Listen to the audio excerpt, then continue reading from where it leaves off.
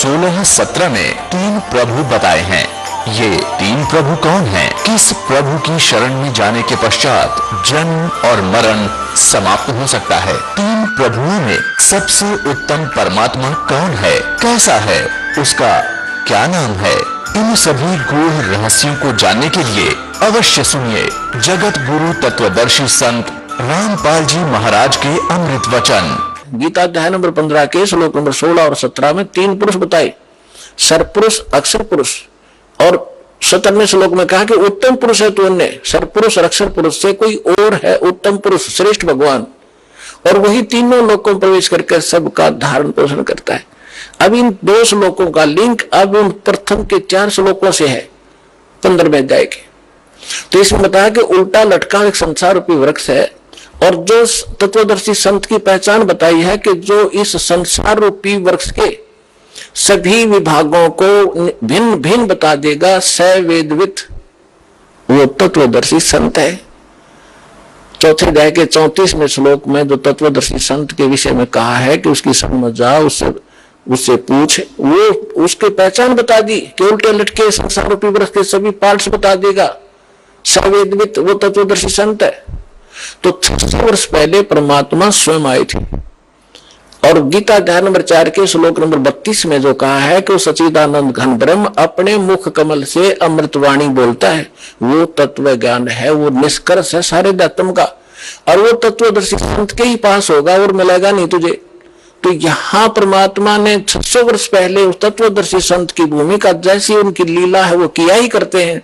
जैसे दास ने अभी वेदों के प्रमाण आपको बताए थे, रेफरेंस बताए थे, उनमें यही लिखा हुआ कि परमात्मा ऊपर रहता है, ऊपर के लोक में, सतलोक में, वहां से चल कर आता है सह शरीर, और यहाँ 3 प्रकार से के सतिथि से हमारा धारण पोषण करता है। एक तो आपको बता सतलोक में रहता है, जब उसको वहां तो उनका शरीर बहुत तेजों में होता है, करोड़ सूर्य मिला दे, करोड़ चंद्रमा एक रोमकूप की उनकी शोभा होती, इतना तेज है।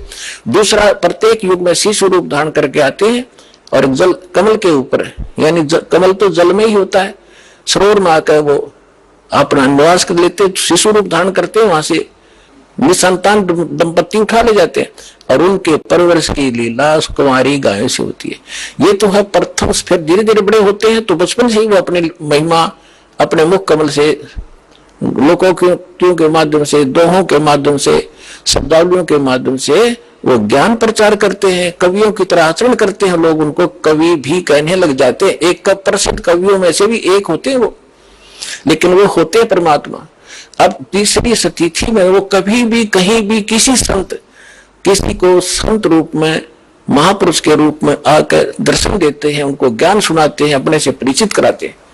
तो तीसरी सतिथि वाले महापुरुषों में से दास आपको बहुत बार बताते हैं, आदरणीय धर्मदास साहिब जी को मिले, आदरणीय मुल्कदास साहिब जी को मिले, आदरणीय नानक देव साहिब जी को मिले, आदरणीय दादू साहिब जी को मिले, आदरणीय मुल्कदास साहिब जी को मिले, आदरणीय गरीबदास साहिब जी गांव छुड़ानी जिला झज्जर हरियाणा वाले को मिले, आदरणीय घीसा दास साहिब जी गांव खेखड़ा जिला बागपुर हो गए उत्तर प्रदेश वाले को मिले, आदरणीय रामानंद जी, स्वामी रामानंद जी ब्राह्मण थे, 104 साल के, जो परमात्मा उस दूसरी टाइप की लीला कर रहे थे, शिशु रूप धारण करके 5 वर्ष की आयु में लीला कर रहे थे। 104 वर्ष के ब्राह्मण को सब वेदों और गीता से पराजित कर दिया था। तब उस महापुरुष ने परमात्मा की शरण ली थी, उनको सचखंड लेकर गए थे। इन सभी महापुरुषों को अपने से परिचित कराया था कि मैं कौन हूं, तो तुम्हारे वेद बताते हैं, मैं वही हूं, और मैं ऊपर रहता हूं, वहां से चलकर आता हूं और यहां ज्ञान देता हूं। तब उन महापुरुषों ने स्वयं देखा सचखंड में जाकर, फिर वापस छोड़ा उनको। तब रामानंद जी ने कहा था, तुम साहेब, तुम संत हो, तुम सतगुरु, तुम हंस, और गरीबदास तेरे रूप बिना और न तुझा अंश। तुम ही साहेब हो, तुम ही सतगुरु हो। साहेब तो भगवान हो ही, आप सच्चा ज्ञान देने वाले सतगुरु भी आप ही हो, और आपके अंदर एक भगत के लक्षण है। आप जैसे परमात्मा आए थे, कबीरदास हमारे लिए एक रिहर्सल करके छोड़ गए कि यहाँ बकवाद नहीं चलेगी, जितना अधीन होगे भगवान उतना निकट आपका होगा। आधीनी के पास है वो पूर्ण ब्रह्म दयाल, मान बड़ाई मारियो बेअदबी काल। हमें सब परमात्मा भक्ति के लक्षण भी बता के गए हैं, और उनसे होने वाली हानियों का भी परिचय दिया है। और किस प्रकार आपकी भक्ति नष्ट होती है वो भी जानकारी दी है, और कैसे सुरक्षित रहेगी। जैसे माता गर्भ को रखे यत्न बनाए, ठेस लगे तो छन होए तेरी ऐसे भक्ति जावे।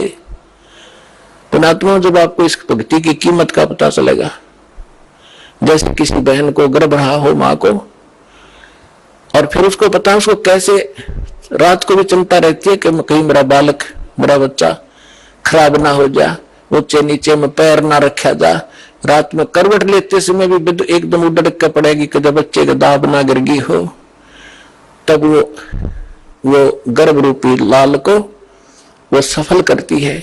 इसी प्रकार परमात्मा बताते हैं, जैसे माता गर्भ को रखे यत्न बना और ठेस लगे तो वो खराब हो जा, तेरी ऐसे भक्ति न सावे।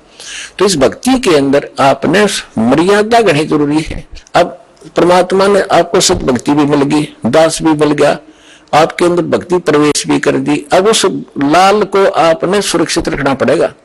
जरा सी लापरवाही में वो बात भक्तिहीन हो जाओगे, फिर वही की वही फिर स्टार्ट होगी नए सिरे।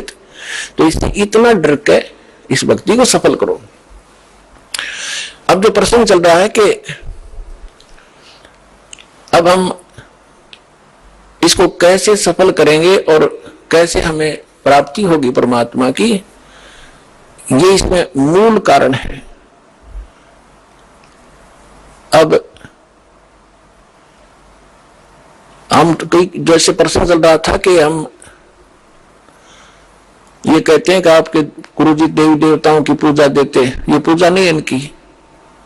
जैसे आप जी को बताया था कि जैसे पति भर्ता लड़की होती है, वो उस पूरे परिवार में अगर प्रेम से रहती है तो बहुत अच्छी भगवान कहलाती है।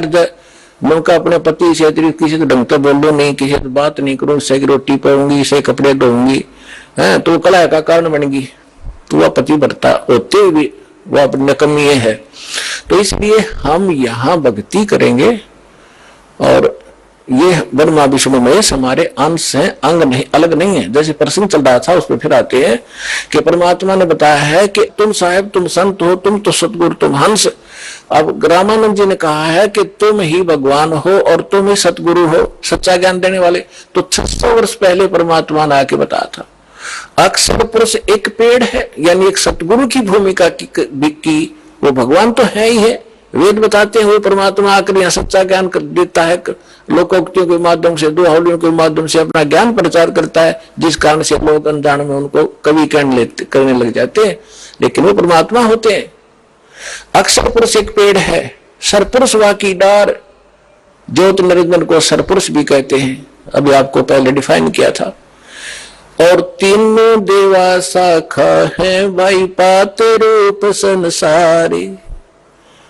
उल्टे लटके हुए संसार रूपी वृक्ष जो जमीन से बाहर दिखाई देता है, उसको डिफाइन किया परमेश्वर ने कि अक्षर पुरुष तना, अक्षर पुरुष तना, उससे एक मोटी डार निकली है ज्योत निरंजन, ये सरपुरुष समझो। उस मोटी डार का फिर 3 शाखा है, रजगुण ब्रह्मा, सतगुण विष्णु, तमगुण शिव जी। और पात रूप, उन तीनों शाखाओं के आगे फिर हम पात हैं। अब यहां एक तो ये जो इनकी धारणा और सोच गलत है, उसको दास क्लियर करना चाहता है कि जैसे हम कोई भक्ति रूपी पौधा बोएंगे, यानी कोई पौधा लाए आम का, और उसको जड़ की तरफ से बोना चाहिए, समझदारी है गड्ढे में, और जड़ की सिंचाई करनी चाहिए।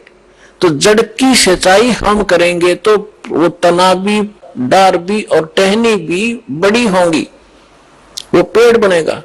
और हमने क्या कर रखा कि हमने पौधा उल्टा रोप लिया भक्ति रूपी, हमने ब्रह्मा विष्णु महेश इन शाखाओं को इष्ट मान लिया और इनको गड्ढे में डाल दिया, इनको तो गड्ढे में डाल दिया और जड़ कर दी ऊपर ने, और हम सिंचाई करने लगे इनकी। आपको एक चित्र दिखा देता हूं, जल्दी समझ में आ जाएगी। ये देखिएगा, हमने पौधे को कैसे बीजना चाहिए था और बीज कैसे दिया। ये है संसार रूपी वृक्ष। देखिएगा, ये है ऊर्ध्व मूलम अधः शाखम, ऊपर को जड़ और नीचे को शाखा वाला ये उल्टा लटका हुआ संसार रूपी वृक्ष है।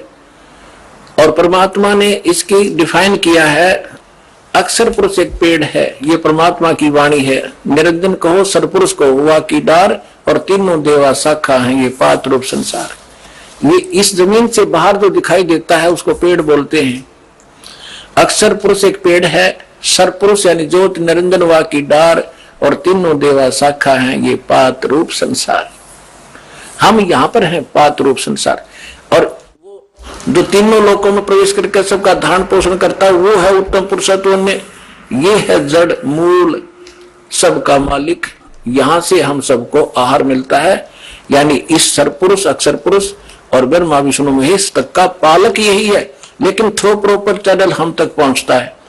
अब जैसे श्रीमद् भगवद गीता अध्याय नंबर 3 के श्लोक नंबर 10 से लेकर 15 तक विशेष विवरण है कि जब ब्रह्मा जी प्रजापिता ने सबसे पहले सृष्टि रचकर उनको संदेश दिया था कि तुम अपने यज्ञ अनुष्ठान करो और उसके द्वारा देवताओं को बढ़ाओ,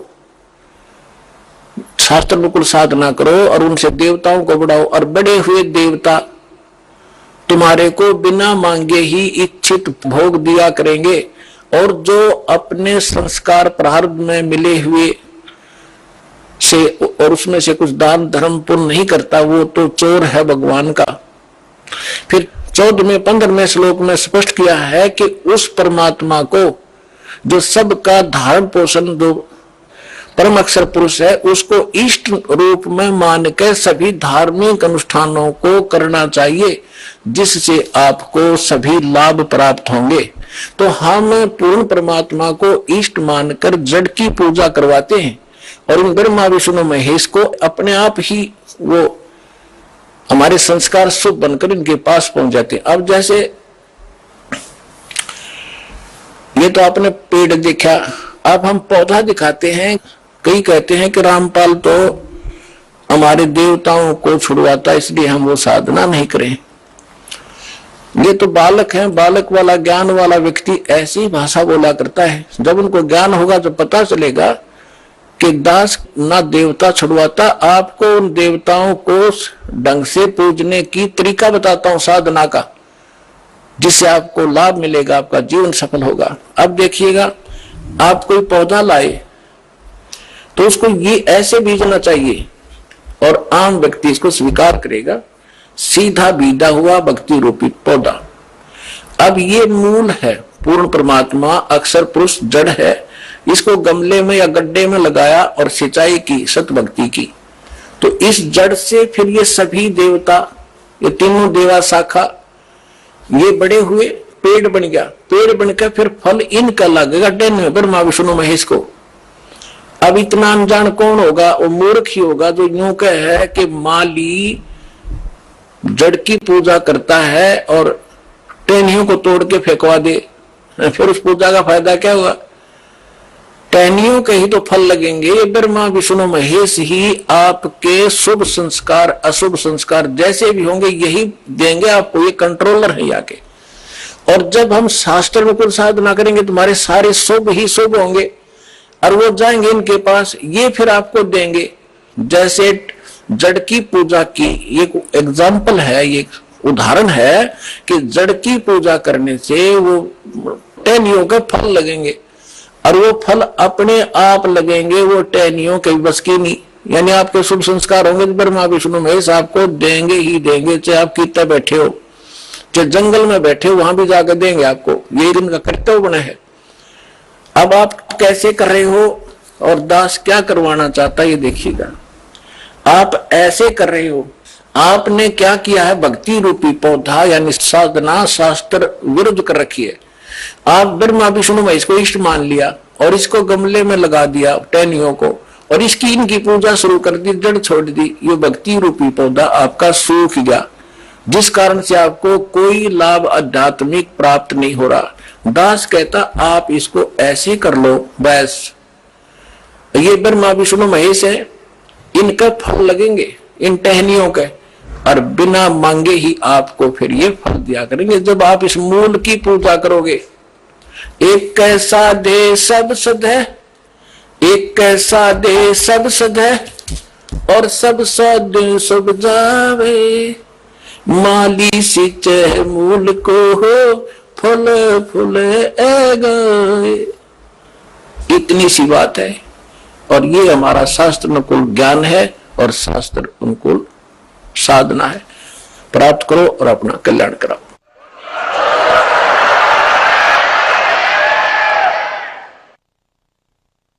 परम पिता परमात्मा पूर्ण ब्रह्म, सारी सृष्टि के रचनहार,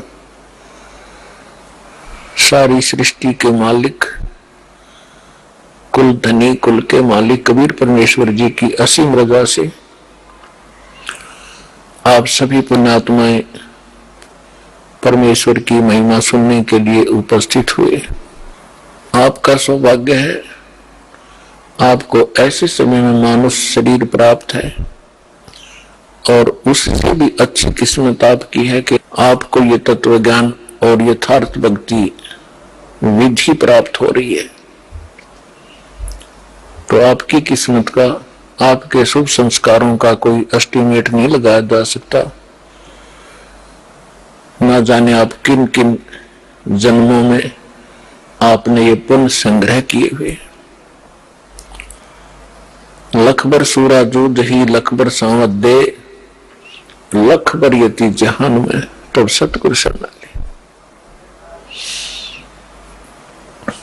तो आप ऐसी महान आत्माएं किसी न किसी युग में रहे हो।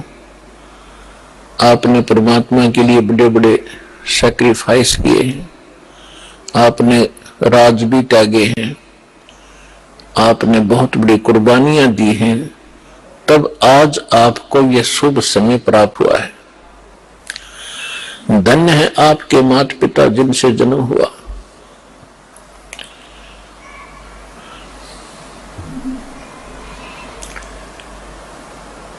परम पिता परमात्मा की असीम रजा से आप यहां पहुंचे हो। आपको जितना ये अध्यात्म ज्ञान होता चला जाएगा, उतना ही आपको सरप्राइज होता रहेगा, आश्चर्य होगा कि सचमुच सहज में भगवान मिल गए, सहज में वो ज्ञान मिल गया जिसको ऋषि महर्षि नहीं प्राप्त कर सके। ब्रह्मा विष्णु महेश को भी वो ज्ञान प्राप्त नहीं हुआ जो आज आपको भगवान ने प्राप्त करा दिया, और सहज में करा दिया। अब जो कमी रहेगी तो आपकी रहेगी।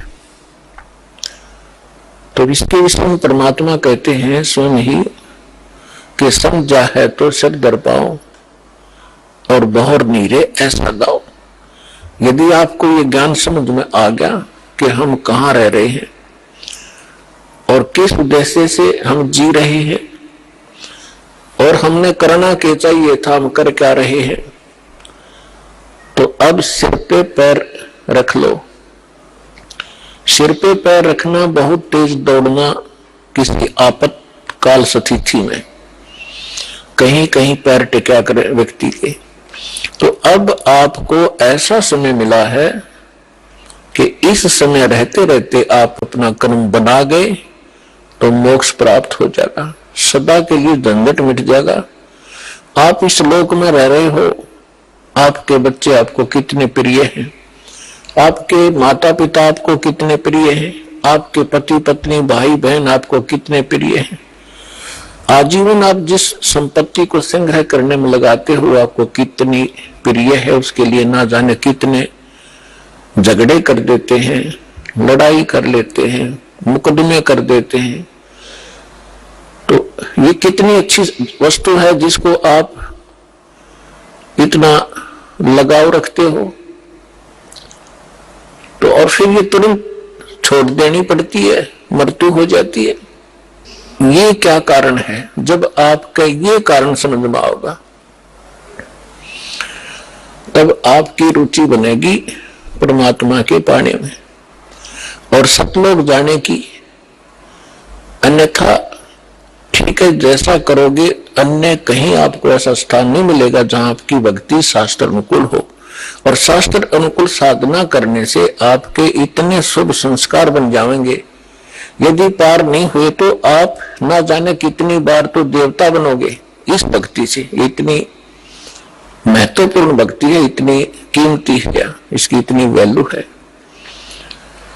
और ना जाने कितनी बार पृथ्वी के राजा भी बन जाओगे अपने ही पुण्य कर्मों से, और फिर उससे भी अधिक आप फिर कुत्ते गधे सुअर भी बनोगे। तो इस झंझट से छुटकारा पाने का अब समय आ गया है। अब इसको चूकना नहीं है। बुद्धिमान व्यक्ति हो, एजुकेटेड होगे, परमात्मा ने हर तरह से रजा बख्श रखी है, आपको शिक्षित किया, सदग्रंथों से दास को परिचित किया, और फिर ऐसे इंस्ट्रूमेंट बना दिए कि आप घर बैठे देख सकते हो। अब भी कोई परमात्मा प्राप्ति नहीं कर सकेगा, सतलोक जाने की इच्छा जिसकी नहीं बनेगी, तो फिर वो मनुष्य के शरीर में पशु ही है, मनुष्य नहीं है।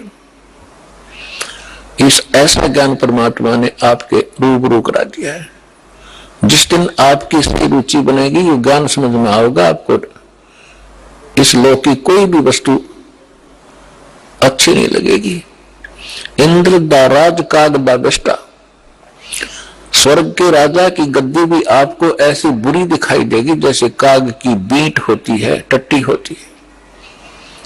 और अब तक हम एक सरपंच बन जाओ तो काग बीट से फिरे, एमएलए बन जाओ तो पता नहीं क्या बन गए, मंत्री मुख्यमंत्री बन जाओ इस छोटे से टुकड़े के, तो हमारी बुद्धि खराब हो जाती है। इस ज्ञान से सेटिंग होगी, यहां से इच्छा हटेगी। आपने देखे होंगे मुख्यमंत्री हेलीकॉप्टर से जा रहे थे, आगे उनके स्वागत के लिए माला लिए खड़े थे, रास्ते में क्रैश हो गया हेलीकॉप्टर, और उस भगत जी के हड्ड भी ना पाए कि 3 दिन तक, तो खाक है ये जीवन। तो आपने गहराई से सोचना पड़ेगा। ये कोई डूम बाट के गीत नहीं है, परमात्मा का बता आध्यात्मिक मार्ग है। और परमात्मा कहते हैं ये कहन सुन की बात नहीं है, ये कर पाड़ने की है। पुण्यात्माओं, आपको आज के सत्संग में सुबह सुनाया था कि परमात्मा स्वयं आते हैं यथार्थ ज्ञान बताने के लिए, और अपनी प्यारी आत्माओं को, अच्छी आत्माओं को मिलते हैं। गोता मारो स्वर्ग में जा बैठूं पाताल, गरीब दास ढूंढता फिरूं अपने हीरे मोती लाल।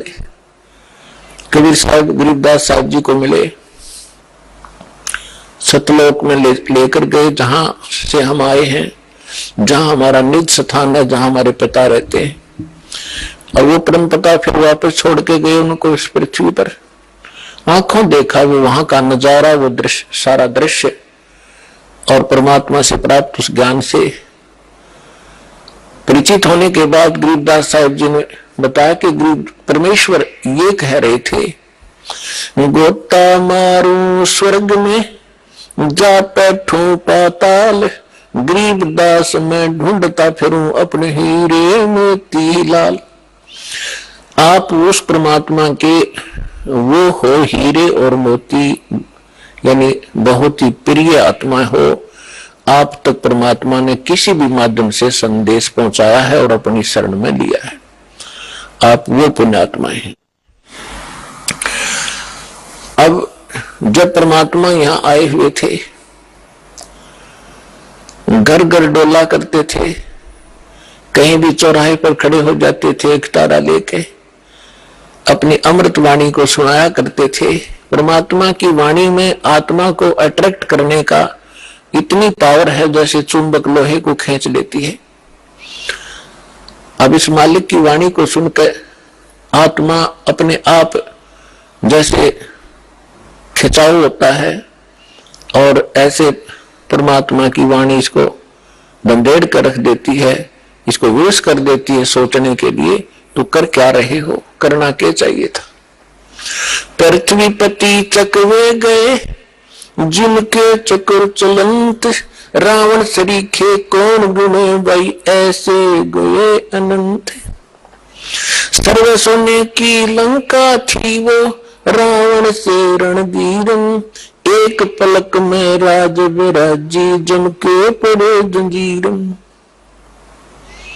सुखदेव ने 84 भुगती बना पजावे खरवो, तेरी क्या बुनियाद पुरानी तू पेंडा पंथ पकड़ो।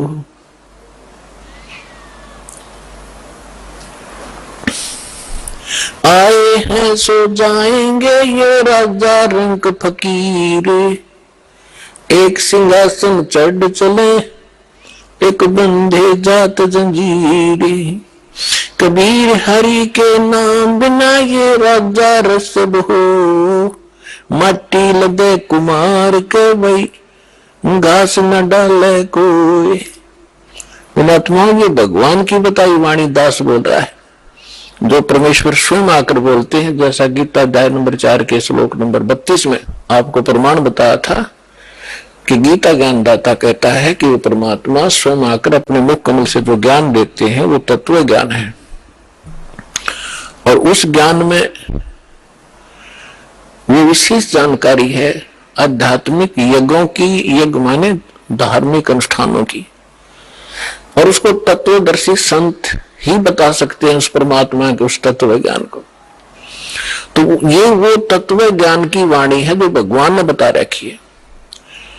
अब हम ये समझें, क्योंकि हमने समय पर अब मनुष्य जीवन में मनुष्य जीवन जैसी ही सुविधा प्राप्त होती है, कुत्ते के जीवन में कुत्ते वाली ही सेटिंग होगी, तो अब हम ये भूल जाते हैं कि उस समय पर खाना मिल जाता है, जब चाहे चाय पी लें, जब चाहे दूध पी लें, भूख लगे खाना खा लेते हैं, और जब ये शरीर छूट जाएगा, क्योंकि ये मिला इसलिए था, ऐसी सुविधाएं और ऐसी बुद्धि दी थी कि आप इसमें परमात्मा पाने का प्रयत्न करें, और यदि परमात्मा नहीं प्राप्त करते हैं, भक्ति ना करके और बकवादों में जीवन व्यर्थ कर जाते हैं, तो फिर परमात्मा बताते हैं कि राजा भी जब गधा बनेगा तो आम जीव की क्या बुनियाद है, क्या औकात है, सहज में समझ आ जाना चाहिए।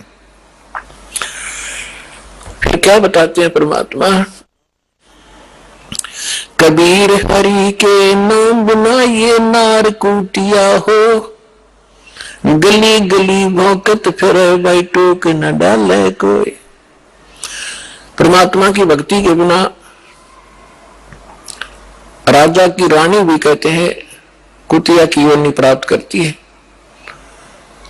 फिर बताते हैं, कबीर बीबी पड़दे रहे थी, डोडी लगे थी बार, गात उगाड़े फिरती हैं वो बन कुटिया बाजार, वो पर्दे की सुंदरी सुनो संदेशा मोर, गात उगाड़े फिरती हैं वो करे सरायों शोर, नक बेसर नक पे बनी पैर थी हार हमेल, अब सुंदरी से कुतिया बनी भाई सुन साहेब के खेल।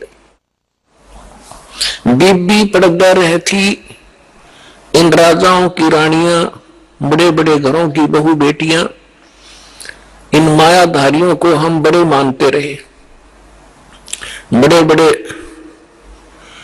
घरों की बहू बेटियां पर्दों में रहा करती थी, राजा की रानियों पर्दों में रहा करती थी, आगे उनके चौकियां लगा करती थी, कोई भी गैर व्यक्ति वहां फटक ना जा, और उसमें वो अपनी इज्जत माना करते थे।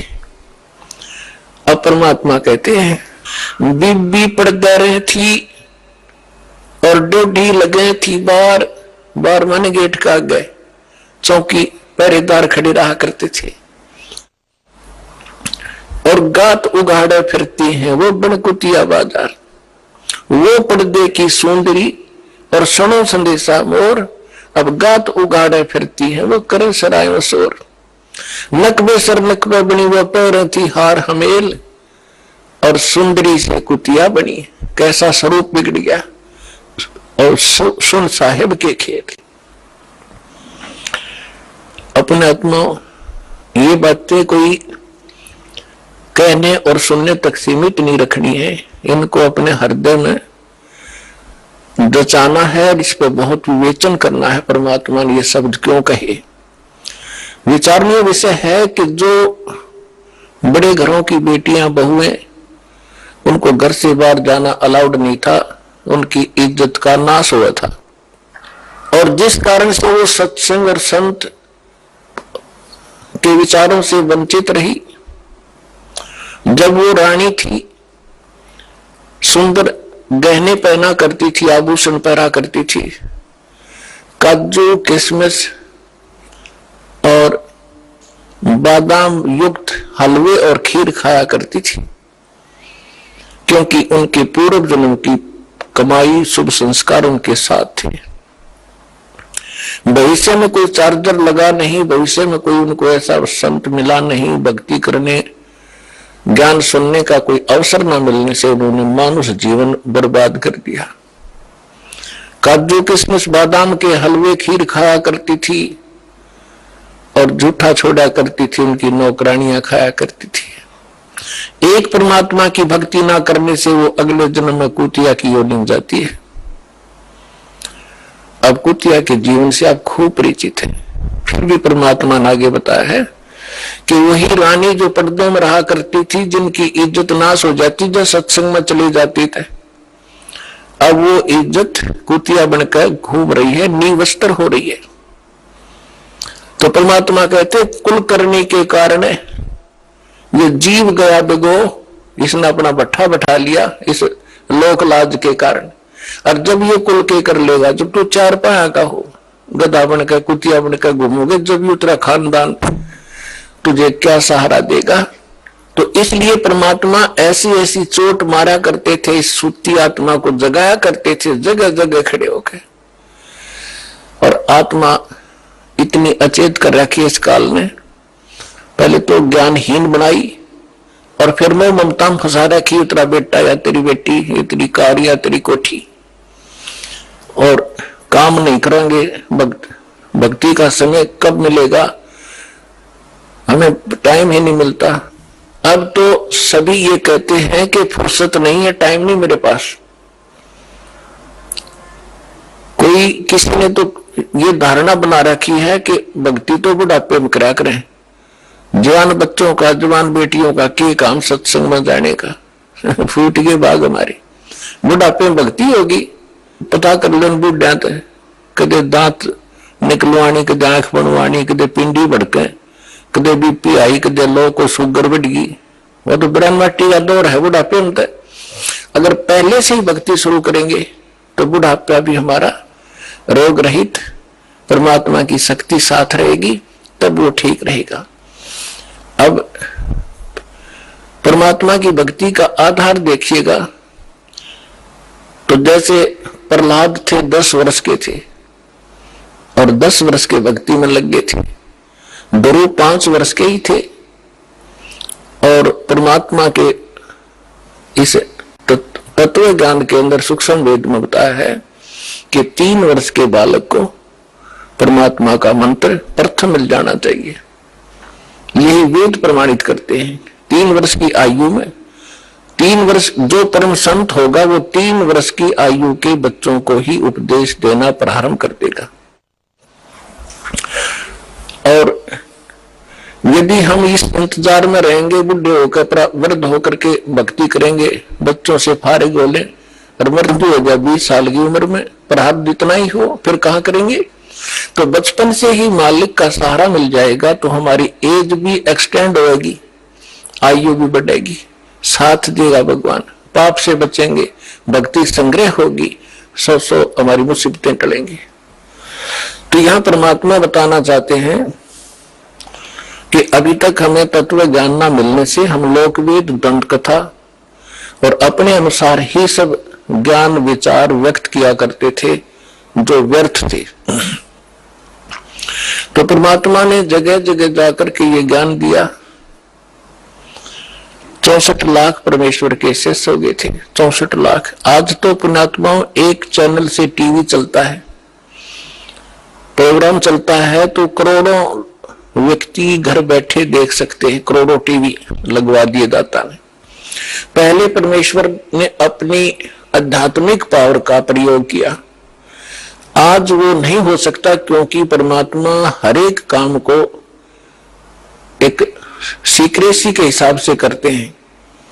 यदि आज परमात्मा वो लीला करते, आज तो सबके पास मोबाइल है, 1 सेकंड में बता दे गुरुजी वहां थे, गुरुजी ने वहां सत्संग किया, वहां मिले, तो एक लोग उसको फिर दूसरे ढंग से ले जाते कि वो तो जादूगर है और फिर परमात्मा को ग्रहण नहीं करते।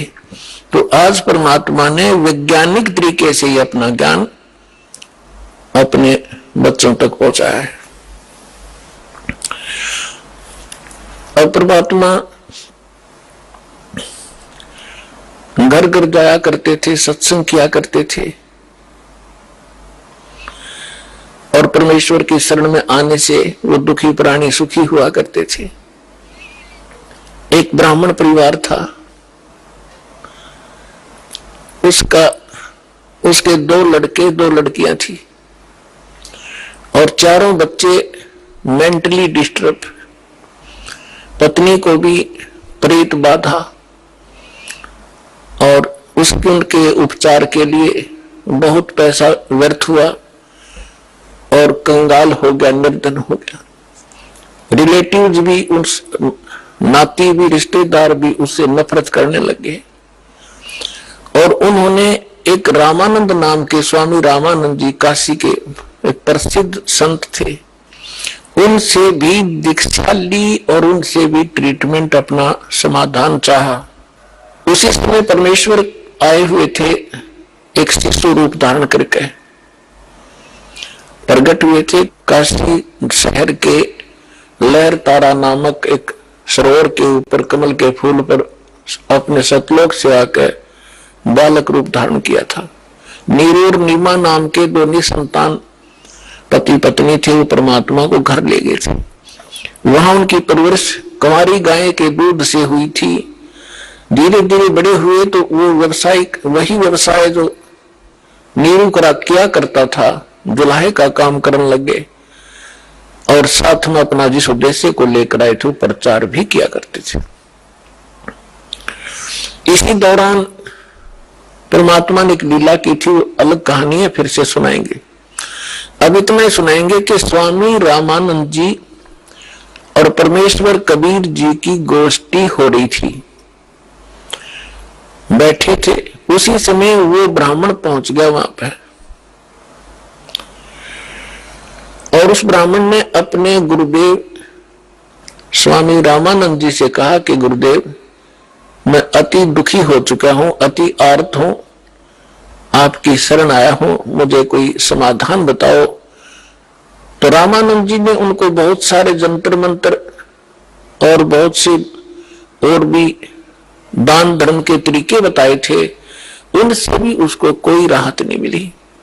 तो पुण्यात्माओं, आप जो भी कोई दुखी प्राणी होता है, वो परमात्मा की राहत लेने के लिए संतों के पास जाते हैं, या उसको जो भी कोई बता दे कि वहां झाड़ा लगाते हैं, वहां कोई ओझा बैठा है, तो वहां भी जाते हैं।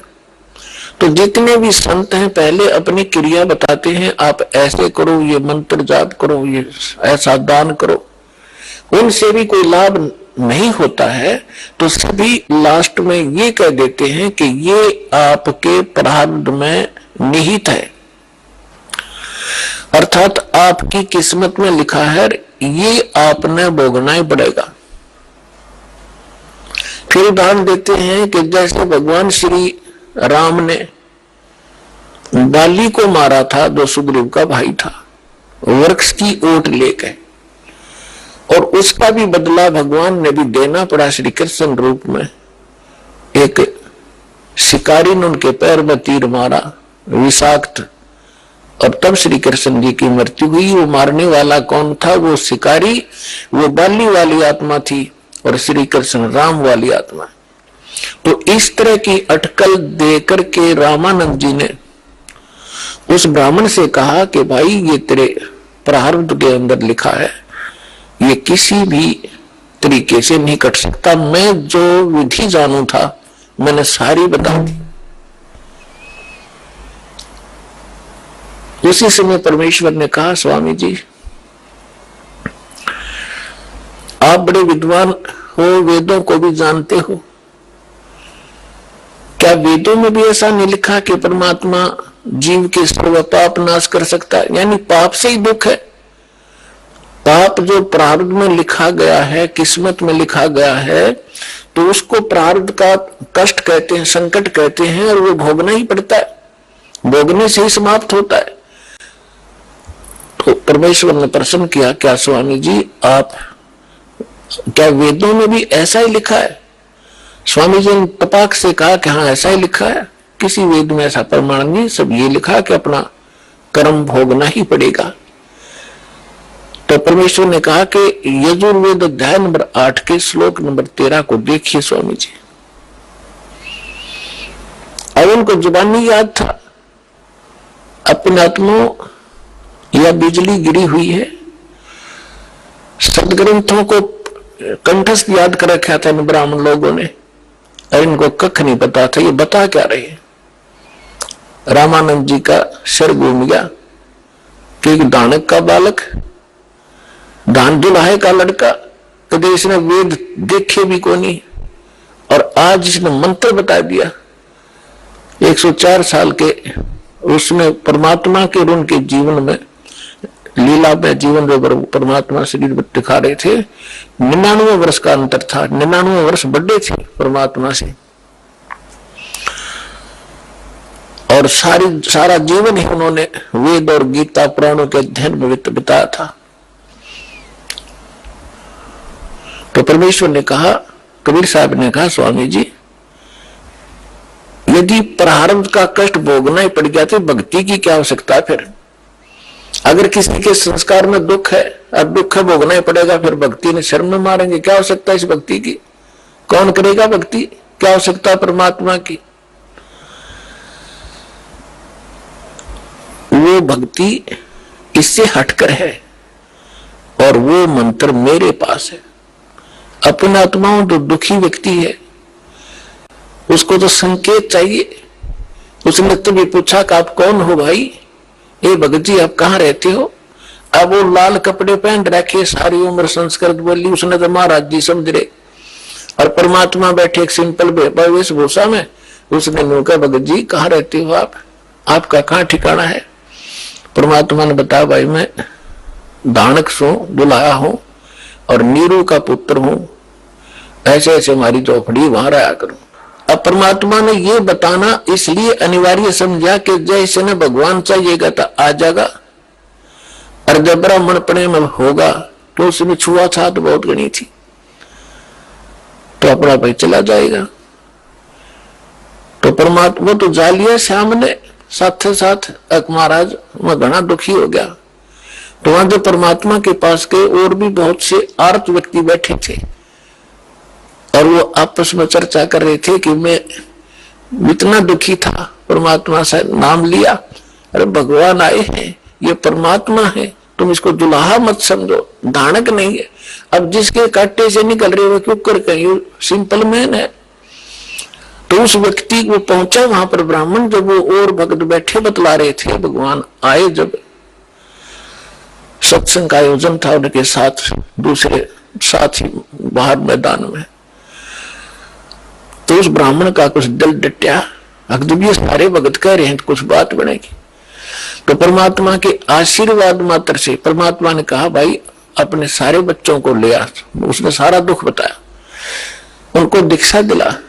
तो उसने सोचा पहले अपने लड़कों को ले चलता हूं, क्योंकि इज्जत और बेइज्जती हमारा साथ लटक रही है, घर में कह टूट गया। दोनों लड़कों को ले आया। परमात्मा ने दीक्षा दी, बेटा भक्ति करोगे ना जब बात बनेगी। केवल आशीर्वाद से भी सुख दे देते, लेकिन वो तो एक का दुख टला, आगे जीवन में पता नहीं कितने दुख है आपके। परमात्मा ने नाम दिया, दोनों बच्चे ऐसे स्वस्थ हो गए जैसे कभी दुख था ही नहीं। अपने आप उठ के गए, उन्हें लाया था बैठा बैठा कर, तो उनको एकदम खुशी की लहर आ गई। फिर अपनी बेटियों को, पत्नी को, सबको नाम दिलाया।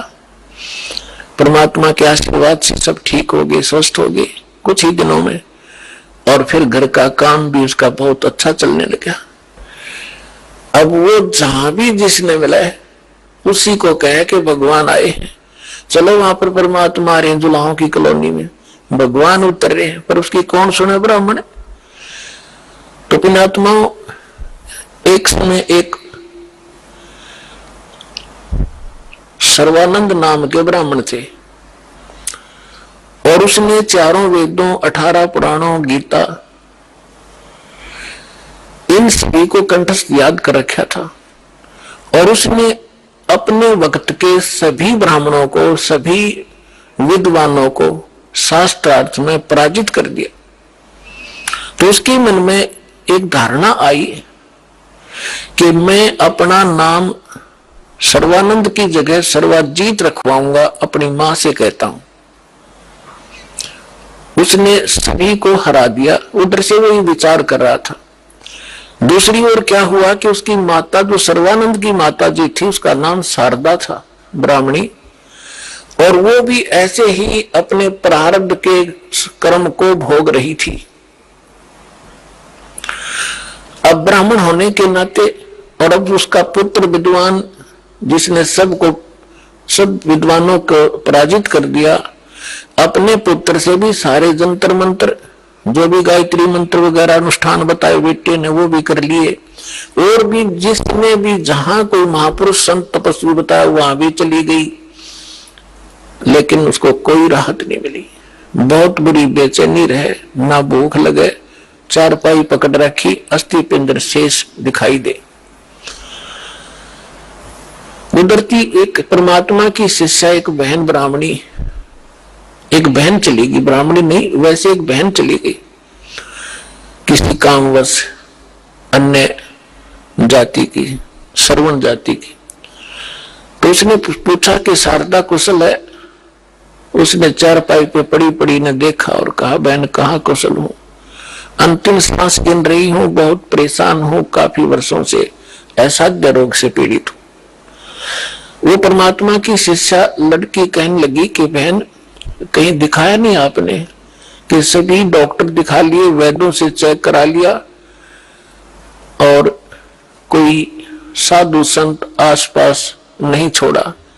सभी ने कह दिया कि तेरे प्रारब्ध का कष्ट है, तुम्हें भोगना ही पड़ेगा। तो उस बहन ने कहा कि यदि आप बुरा ना मानो तो मैं बताऊं, एक महापुरुष आ रहे हैं। वो कहने लगी, बोलो कौन है? कि मेरे गुरुजी से दीक्षा ले लो। मैं भी पहले बहुत परेशान थी, आपसे भी बुरी हालत थी मेरी नहीं, मेरे बच्चों की भी स्थिति थी, मेरे पति को भी तकलीफ थी, प्रेत बाधा थी, और मुझे ऐसा रोग था। उस गुरुजी से दीक्षा लेते ही और हम कति स्वस्थ हो गए। 2 वर्ष हो गए हम अपना जीवन जी रहे हैं। आइए अब हम उन श्रद्धालुओं के अनुभव जानते हैं जो जगत गुरु तत्वदर्शी संत रामपाल जी महाराज जी से दीक्षा प्राप्त कर चुके हैं तथा उनके द्वारा बताए गए भक्ति मार्ग पर चल रहे हैं। नमस्कार सर। नमस्कार सर।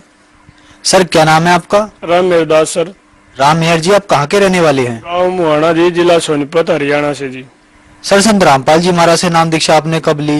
ये जी सितंबर का महीना 2017 में जी। सर संत रामपाल जी महाराज से नाम दीक्षा लेने से पहले क्या आप कोई भक्ति साधना भी करते थे? हाँ जी, मैं हंसा देश में 22 साल गया जी, और उसके नियम के अनुसार सत्संग में जाता था, पर वहां जाने के बाद मेरे को कोई लाभ नहीं हुआ जी। मैं तंग बहुत था। फिर उसके बाद में 2 साल ओम शांति में गया जी। वहां भी कुछ थोड़ा जानकारी तो मिली, पर वहां भी मेरे को शांति नहीं मिली। शरीर में रोग लग गए, घर में कलह रहा करता, दुख बहुत भरा, और उसके बाद भी हम बहुत दुखी थे। फिर परिवार वाले, मेरी माँ जो है वो भी बहुत ज्यादा दुखी थी। कहीं शायना के पास जाती, कहीं कोई माता का चुराहा धोकना, फलाना धोकना, आज ये है, कहीं दलिया, कहीं चावल, बस कोई ऐसा चुराहा नहीं छोड़ा कि जाओ ना चौल रखे हो ना दलिया रखे हो। तो बहुत ज्यादा तंग थे, और शरीरों में सब सारे परिवार में दुख, रोग लग गए थे, छोटे बच्चे को भी रोग लग गए थे। सर फिर आप संत रामपाल जी महाराज की शरण में कैसे आए? एक हमारा रिश्तेदार है जी, मेर सिंह भगत है ज्वारा से, वो हमें बार बार प्रेरित करता था कि आप एक बार परमात्मा आए हुए हैं और संत रामपाल जी की शरण में आओ, और एक बार आओ, उसके ज्ञान में आके उसकी भक्ति करके देखो, आपको लाभ मिले तो रुक जाइयो, नहीं तो आप फिर बेशक पीछे हट जाइयो। तो हम गुरु संत रामपाल जी महाराज से नाम दीक्षा ली। सर हमने सुना है कि जो भी श्रद्धालु संत रामपाल जी महाराज से नाम दीक्षा लेते हैं उनको बहुत सारे लाभ प्राप्त होते हैं, तो क्या आपको भी कुछ लाभ प्राप्त हुए संत रामपाल जी महाराज से नाम दीक्षा लेने के बाद? जी बहुत लाभ हुए हैं जी। पहले तो जो शरीरों में रोग लगे हुए थे हमें घर में, वो सब के ठीक होते आगे जी। प्रथम नाम जो हमने लिया, गुरु जी से दीक्षा ली, महीने के अंदर अंदर, 1.5 महीने के अंदर अंदर हमको सबको आराम मिलता चलेगा। छोटे बच्चों को नुमनिया था जी, जो कि डॉक्टरों ने घोषित कर दिया था इसकी पूरी जिंदगी नुमनिया रहेगा। जैसे मौसम बदलता था, करसा गर्मी बनती थी, सर्दी बनती थी, तो उसको उस तुरंत नुमनिया होता रहता था जी। और चर्म रोग तीनों को लग गया था, मेरी माँ को भी, मेरे को भी और मेरी भगतमती को भी। और उंगली तो पूरा हाथ, दोनों हाथ इसके वहां तक मतलब बिल्कुल गल गए थे जी। होम्योपैथिक की दवाई सरदार हमारा सोनीपत में जिले में बहुत ही अच्छा डॉक्टर मानते हैं उसको, उससे दवाई खानपुर दवाई रोहतक तक गए हम जी, कोई इलाज नहीं। थोड़ा इतना आराम जरूर मिलता कि इतना दवाई खाते थोड़ा आराम होता। कोई भी काम करती, पानी या बर्तन मानती, उसी टाइम फिर उसको फिर वही स्थिति हो जाती थी। बहुत ज्यादा दिक्कत थी जी। परमात्मा की शरण में, सतगुरु रामपाल जी की शरण में आने के बाद हमें वो सब कुछ अपने आप ऑटोमेटिक चलेगा जी। गुरु जी ने जो जाप दिया वो जाप करते हैं और उससे हमें पूरा लाभ मिल गया जी। और जी घर में जो कलेश रहा करता, मैं हुक्का बीड़ी पी लेता था जी, कभी कभार दारू पी लेता था जी, वो अपने आप पीछे हट गया। मेरी माँ हुक्की पिया करती, बहुत ज्यादा पिया करती, वो भी अपने आप पीछे हट गई। हमें हुक्के नशे से तो बहुत ही मतलब अब गलैन आने लगी बहुत। जो अगर दूसरा पीता है तो हमें सर में दर्द हो जाता है जी। अब हम नशे के लोग नहीं जी। जैसे मेरी छाती में बहुत ज्यादा दर्द रहता था, मैं कई बार डॉक्टर से दिखाया, खानपुर भी दिखाया, तो उन्होंने बोल दिया था कि आपको जो गैस एसिड बनता है वो आपको हार्ट पर प्रेशर डालता है, इसलिए आपको छाती में दर्द है और इसको आपने निरंतर दवाई खानी पड़ेगी, आराम मिल जाएगा। कहीं आराम नहीं मिला जी। मैंने खानपुर से भी दवाई ली और देसी दवाई भी खाई, कोई आराम नहीं मिला जी हमें।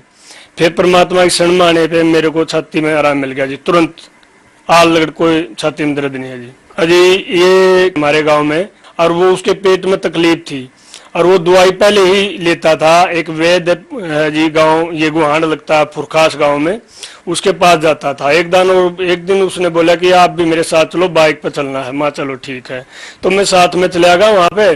तो उसने मेरी भी नाड़ी देख ली, बोला आपको पेट में ये गैस बनती है, आपको ये तकलीफ है, ये तकलीफ है। तो मेरे को कहते कहते उसने मेरे से दवाई बांध दी अपने आप। मैंने वो घर पे लिया तो उन्होंने बुआसर की दवाई दे दी मेरे को। तो हालांकि मेरे को बुआसर नहीं थी तो मैं लेके आ गया।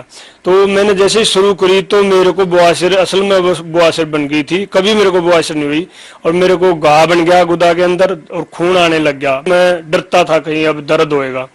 तो एक दिन मेरे गांव में 3-4 दिन की बात हुई थी। मेरे गांव में अभी ये इस महीने में शनिवार का था, पुस्तक सेवा थी, तो सभी भगत आए हुए थे। मैं भी पुस्तक सेवा करी मैंने भी, और पुस्तक सेवा करने के बाद 2 बजे तक पुस्तक सेवा हुई मेरे गांव में। तो सायकाल को जो विश्वास हुआ घूमने का, मैं तो घूमने के लिए बैठा तो मेरे को ऐसा महसूस हुआ कि तू फंड कर रहा था और मेरे को न तो दर्द और न खून आया, कुछ नहीं ऐसा हुआ। परमात्मा ने दया कर दी उसी टाइम, पुस्तक सेवा होने के बाद मालिक ने बड़ी दया करी। और जी मेरे को एक माइग्रेन भी था जी, जो आधे सर का दर्द था बहुत ज्यादा। उसने 17 साल हो गए थे जी मेरे पास। मनसा देश में था, वहां जी भी मेरे को सर में दर्द था। ओम शांति में जाता था, वहां भी मेरे को सर में दर्द था। यहाँ आने के बाद मेरा सर का दर्द, जो माइग्रेन बोलते थे डॉक्टर, मैं खानपुर पीजीआई में भी गया था इसके लिए। उन्होंने बोल दिया था आपको ये 60 साल तक रहेगा, जब तक आपका ये दिमाग ज्यादा तेजी पकड़ता है ना, तो आपको 60 साल तक ये आधा शिशि रोग भी बोलते हैं, माइग्रेन भी वगैरह कहते हैं, आपको रहेगा। ये गोली लेने की भी जरूरत नहीं है इसको। तो परमात्मा की शरण में आने के बाद, संत रामपाल जी गुरु जी के चरण में आने के बाद ये भी मेरा अपने आप ऑटोमेटिक चलेगा जी। मेरी जो भगतमती है उसको चर्म रोग हुआ था जी हाथा में, मैं पहले भी बताऊं था।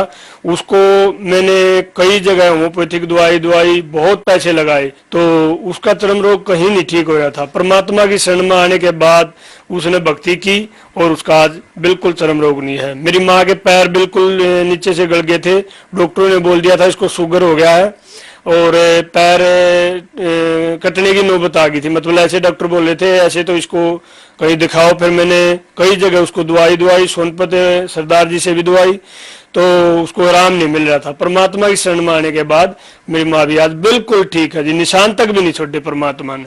बच्ची मेरी लड़की है, 13 साल की होगी जी वो, और उसको दिमाग की दौरा पड़ने लग गया था जी। और सभी पड़ोस में ये कहने लगे थे कि आपकी लड़की को दिमागी दौरा पड़ गया, इसको दिखाओ। मैंने सीधा जी रोहतक पीजीआई में ले गया और परमात्मा की शरण में आए हुए थे, उसकी अरदास लगवाई, मालिक दया करियो परमात्मा। संत गुरु रामपाल जी के आदेश आए थे कि परमात्मा दया करेंगे, परमात्मा भजन करो और सब ठीक हो जाएगा। तो मैं उसको पीजीआई में ले गया, वहां डॉक्टर ने बोल दिया था इसको पूरी जिंदगी दिमागी दौरा रहेगा।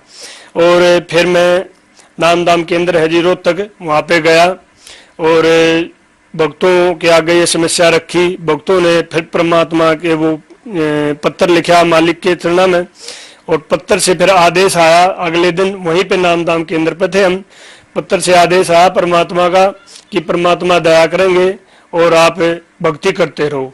परमात्मा की ऐसी दया हुई, 3 दिन में वो बच्ची बिल्कुल ठीक होगी, भक्ति करते रहे और ठीक होगी वो बच्ची। सर, संत रामपाल जी महाराज से नाम दीक्षा लेने के बाद आपको बहुत सारे लाभ प्राप्त हुए, तो जो श्रद्धालु आज आपको देख रहा है आप उन्हें क्या कहना चाहेंगे? बस ये मैं यही कहना चाहूंगा कि जो भी भगत समाज है, जो भी परमात्मा को मानते हैं, सच्चे दिल से एक बार परमात्मा सतगुरु रामपाल जी की किताब पुस्तक जो है वो पढ़े, सत्संग सुने, उसकी वाणी सुने, उनको एक बार देखो क्या कह रहे हैं वो समझो कि जो कहते हैं मन, ये जो अपने आप जो भक्ति करते हैं, जिन्हें अपने विचार से ये कहीं कहीं ठेका ठा रहे, इतने पंथ चल रहे हैं, इनमें सब मन गणन बातें हैं। जो सच्ची भक्ति होती है, जो सच्चा प्रेम परमात्मा का होता है, वो हमें सुख देगा, दुख नहीं देगा। अच्छा, सच्ची भक्ति जो करता है, जो सच्चे मंत्रों से जाप करता है, परमात्मा तो तुरंत अड़ लेता है। फिर परमात्मा उन और पंथों में जाते हैं, उन पंथों में लाभ नहीं हो रहा, क्यों वहां पे रुके हुए हैं? एक बार नुका खोजी प्यारा है, परमात्मा तो खोजी प्यारा है, खोजी तो बनो, कम से कम खोजी बनो, जानकारी लो। कोई चीज कहीं से कुछ मिलती है तो आदमी कहीं न कहीं दूर से दूर जाता है, भाड़ा लगाता है, पैदल चलता है अपनी चीज लेने के लिए। अगर भगत हो तो परमात्मा को चाहने वाले हो तो परमात्मा एक बार संत गुरु रामपाल जी की पुस्तक पढ़े और टीवी पे चैनल जो आता है, इन पे सत्संग आता है, वो सुने। सर, संत रामपाल जी महाराज से नाम दीक्षा कैसे ले सकते हैं?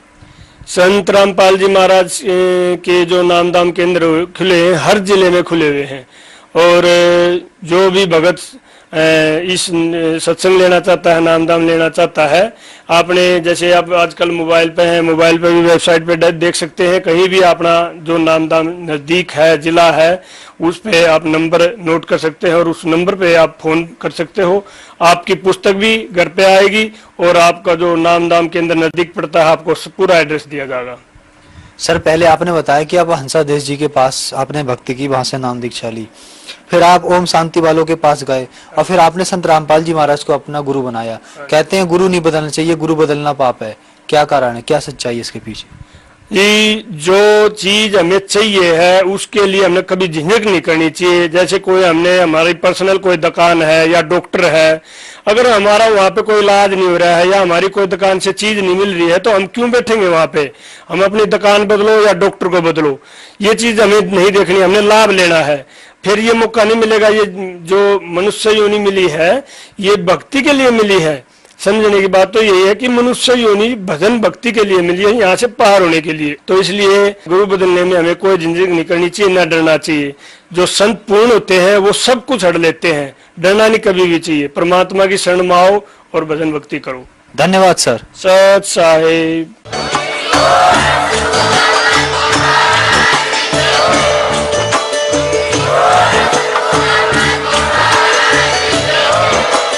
आप सुन रहे थे जगत गुरु तत्वदर्शी संत रामपाल जी महाराज जी के मंगल प्रवचन। अधिक जानकारी के लिए विजिट कीजिए हमारी वेबसाइट www.jagatgururampalji.org। संत रामपाल जी महाराज जी के शुभ आशीर्वाद से पूरे विश्व भर में 500 से भी ज्यादा नाम दीक्षा केंद्र हैं, जिन पर संत रामपाल जी महाराज जी द्वारा ऑनलाइन निःशुल्क नाम दीक्षा दी जा रही है। अपने नजदीकी नाम दीक्षा